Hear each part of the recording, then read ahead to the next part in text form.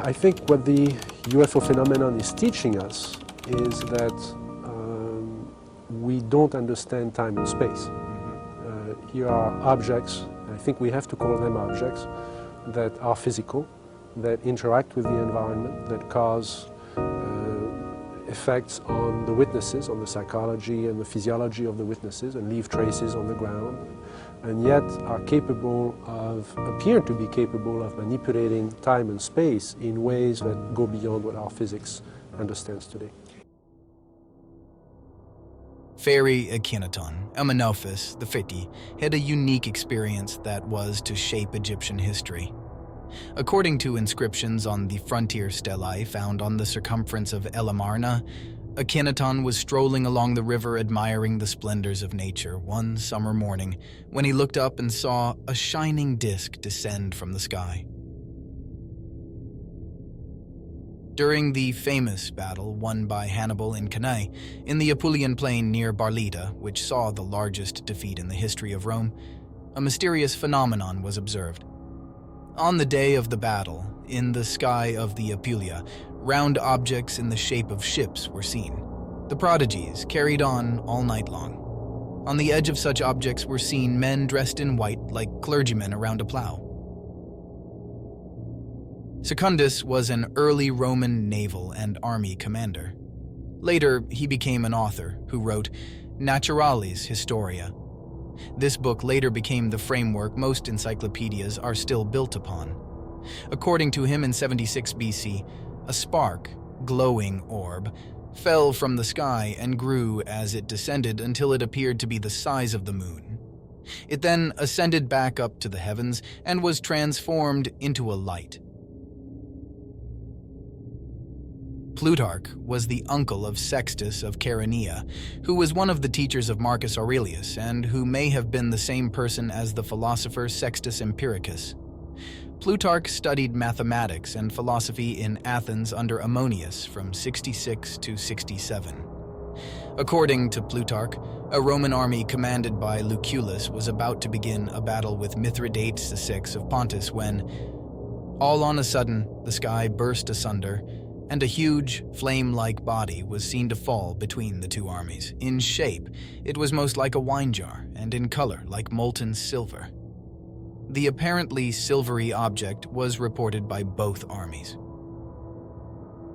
Often, a little spark has seemed to come down from the sky to the earth. Then, having grown into a kind of orb like the moon, it has been seen as disc-like. An object like a canopy or lotus flower descends and appears suspended above the Oryuji temple. It changes color and shape.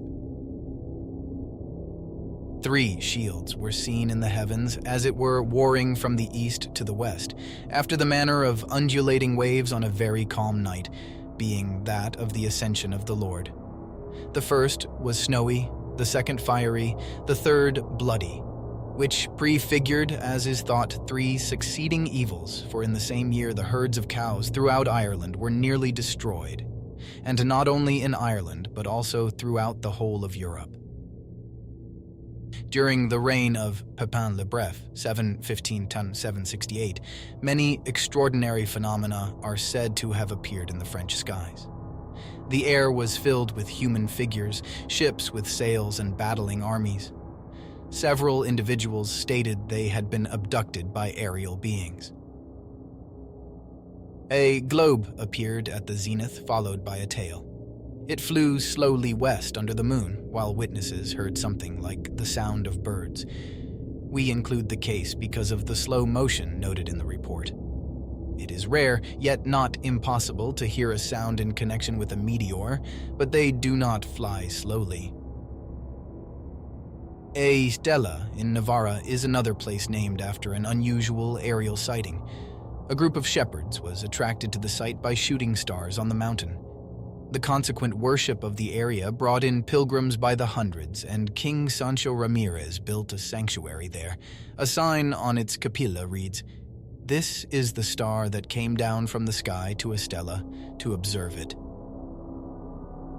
William of Newburgh's Chronicle in Yorkshire, England, contains this description.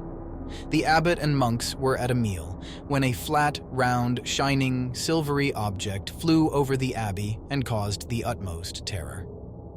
At Byland, or Beagleland Abbey, the largest Cistercian abbey in England, in the North Yorkshire Riding while the abbot and monks were in the refectorium, a flat, round, shining, silvery object, discus is the word used in the Latin account, flew over the abbey and caused the utmost terror. At night, over Russia, people observed fiery pillars. They extended from the ground toward the sky. Some also sighted a heavenly ark. Yet others saw horse-like flying entities equipped with lanterns. Christopher Columbus and Pedro Gutierrez, while on the deck of the Santa Maria, observed a light glimmering at a great distance. It vanished and reappeared several times during the night, moving up and down in sudden and passing gleams. It was sighted 4 hours before land was sighted and taken by Columbus as a sign they would soon come to land. One of the most astounding of documented sightings of aerial phenomena took place in 1561 over Nuremberg, Germany. What was described could only be called a war in the heavens, with a wide variety of craft ranging from spheres to spear-like cylinders to crosses. The sky was apparently filled with the machines clashing in battle. Comets and such were well identified and charted in this period, so it is highly unlikely that what the people witnessed was merely a celestial phenomenon like a meteor shower, as some debunkers suggest. Rather, what is described are physical objects of unique detail and shapes in battle for over an hour. The battle was such that a winner was perceived as well. Spheroid UFOs were seen emerging from cylindrical motherships. At the conclusion of the battle, it seems a magnificent black spear-like supership of some kind came upon the scene. Above Basel, for 2 days in July, took place a battle between black spheres that arose at dawn. Many became red and fiery, ending by being consumed and disappear, wrote Samuel Coxius, a student who wrote down the strange events in the Gazette of the city. The sun was obscured by a great number of dark balls passing in front of it. Other objects looked like crosses. An engraving preserves the sighting of a terrible sign of wonder that took place during sunrise and was seen for several hours in the sky over the town of Mittelfischach. The image shows the sun shining through a break in the clouds while a group of people watch a formation of round lights. There is a scene of battle in the sky and 3 crosses among dark nebulosities. The village is shown in detail to the left, with its church and a few houses. An unusual meteor crosses the sky towards the south and returns north, then makes a 45-degree turn to the northwest, proving it was no natural object and certainly not a meteor. At dusk, a young man was followed home in a patch of forest called the Lookout near Putney Hill, also known as Gould Hill, for almost 2 miles by several glowing balls. They would stop whenever he stopped to look back at them, and then resume their movement as he started walking again, but never came closer than within 50 feet. Such glowing balls had been seen in the area since 1750, moving slowly in mid-air, so one may suspect a natural phenomenon. An object varying in size from the apparent diameter of the sun to that of a star was visible in the southwestern atmosphere for 10 to 12 minutes. It changed its configuration several times, having appeared now in 1 mass, then in 2, then again in 3, and so forth alternately, lighting up the heavens to a considerable distance. 3 meteor-like objects moving together with remarkable slowness across the sky, visible about 3 minutes, moving with the same velocity and grade of regularity as a flock of wild geese. 3 objects appeared beneath the clouds, their color a rather bright red.